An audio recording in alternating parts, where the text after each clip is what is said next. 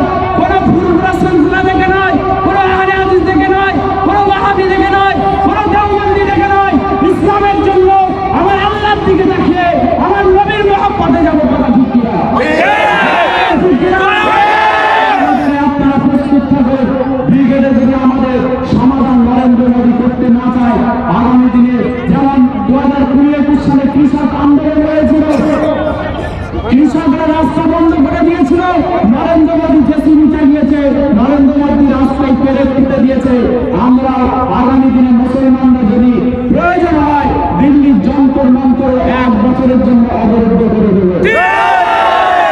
এখানে শুধু আমাদের ব্যাপার নয়, শুধু এই কোনো মুসলমানের ব্যাপার নয়, সারা ভারতবর্ষের মুসলমানের ব্যাপার। এখানে ভারতবর্ষে সেই হযরত উসমান যে সম্পত্তি দিয়েছিলেন, দান করেছিলেন, সেই দান করতে করতে ভারতের মুসলমানদের 14 পুরুষরা এই ভারতবর্ষের জমিনে 9.5 লক্ষ একর জমি দান করেছে ওয়াকাফ বলে। সেই 9.5 লক্ষ একর জমি দান করেছে।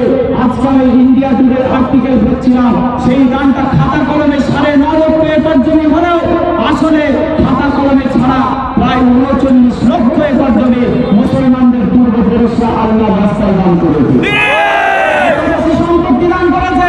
দিল্লির মতো, বোম্বের মতো, কলকাতার মতো 4-5টা শহর যদি এক জায়গায় করা হয়, মুসলমানদের ওয়াকাফ সম্পত্তির ধারে কাছে যেতে পারবে না। আর এই জন্যই সরকার নজর দিয়েছে। আগামী দিনে বসে আপনাকে এমন একটা সময় আসছে, আজকে মধ্যপ্রদেশে দেখছিলাম মাদ্রাসায় বন্ধুরা চালানো হচ্ছে। আগামী দিনে এমন একটা সময় আসছে, আপনার আমার বাপের কবরে, দাদুর কবরের উপরে জেসিবি চালিয়ে বলবে এখানে একটা শৌচাগার করবো, এখানে আমরা একটা সরকারি অফিস করবো। আমরা যদি জীবন দিতে পারি, আমাদের জীবনে 1 ফোঁটা রক্ত থাকা অবস্থায় আমরা করতে দিতে পারি না। আজকে আমাদের শান্তিপূর্ণ সমাবেশ হয়েছে। এই সমাবেশ এখানে শেষ নয়, আগামী দিনে হবে, আগামী দিনেই হবে, আগামী দিনে হবে। আমি বলছি 26 তারিখ আপনারা বলবেন ব্রিগেড চলো, 26 তারিখ, 26 তারিখ, 26 তারিখ। আমি বলবো অধিকার না পেলে দিল্লি চলো, অধিকার না পেলে 26 তারিখ, অধিকার না পেলে প্রস্তুত থাকবেন মুসলমান। মাগরিবের আযান হচ্ছে, সবাই শান্তিপূর্ণভাবে মিছিল শেষ করেছি। আগামী দিনে যতদিন নাই কালা কানুন মোদী সরকার প্রত্যাখ্যান করছে, ততদিন আমাদের মিছিল চলবে, ততদিন আমাদের প্রতিবাদ চলবে। আজকে শেষ নয়, এনার্জিটাকে বজায় রাখে, এনার্জিটাকে বজায় রাখে। আজকে শেষ নয়, আগামী দিনে দিল্লির মাসনাদ পর্যন্ত এই আন্দোলন পৌঁছবে, সেই দিন পর্যন্ত অপেক্ষা করে সকলে শান্তিপূর্ণভাবে থাকে।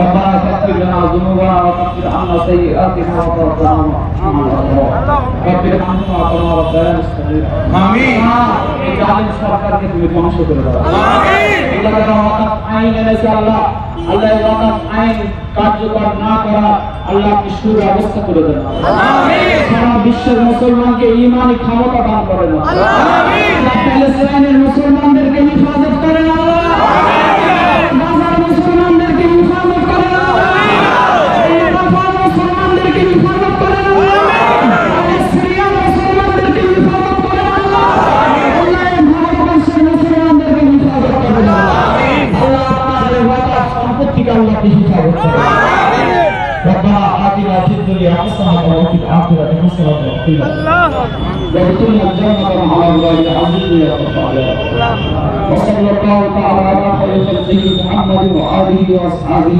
أجمعين برحمتك يا أرحم الراحمين لا অপবিত্র করেছে আমরা ধিক্কার জানাই, আমরা নিন্দা জানাই।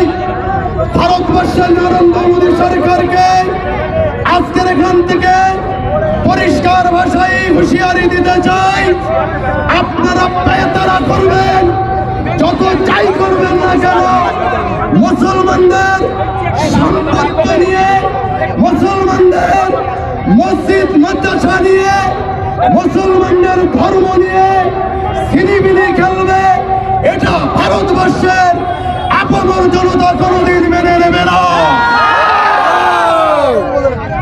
আপনারা মনে রাখবেন, ভারতবর্ষের প্রধানমন্ত্রী কখনো শেষ কথা বলতে পারে না, ভারতবর্ষের স্বরাষ্ট্রমন্ত্রী কখনো শেষ কথা বলে না। আপনারা স্মরণ করুন, পার্শ্ববর্তী দেশ শ্রীলঙ্কাকে স্মরণ করুন, আপনারা স্মরণ করুন পার্শ্ববর্তী পরবর্তীদের বাংলাদেশকে আপনারা স্মরণ করুন। আমরা ভারতবর্ষের সরকার কখনো শেষ কথা বলে না, ভারতবর্ষের সাধারণ মানুষের শেষ কথা বলবে। অতএব কালা কারণ যত প্রত্যাহার করছেন ততক্ষণ পর্যন্ত আমরা আমাদের শরীরের এক ফোঁটা রক্ত থাকতে এই আন্দোলন থেকে বিরত থাকছি না, থাকবো না। শান্তিপূর্ণ আন্দোলন, গণতান্ত্রিক পদ্ধতিতে আন্দোলন দিল্লি যন্ত্র মন্ত্র পর্যন্ত নিয়ে যাবে ইনশাআল্লাহ। এই কথা বলে আমি আমার শেষ করছি। আমার